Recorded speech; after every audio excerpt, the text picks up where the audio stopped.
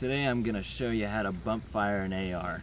If you're not sure what bump firing is, it's when you pull the gun forward with your finger in front of the trigger. So it engages the trigger, causing the gun to fire, and the recoil sends it back. But you're still pulling forward. So you pull the trigger again, and the process repeats. It's very easy to do. Basically exactly what I just said. This is how you do it.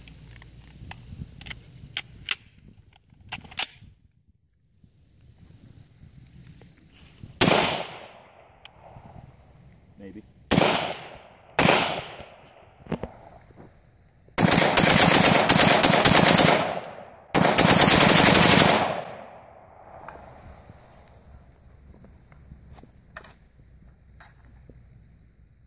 And that, my fellow operators, is how you bump fire.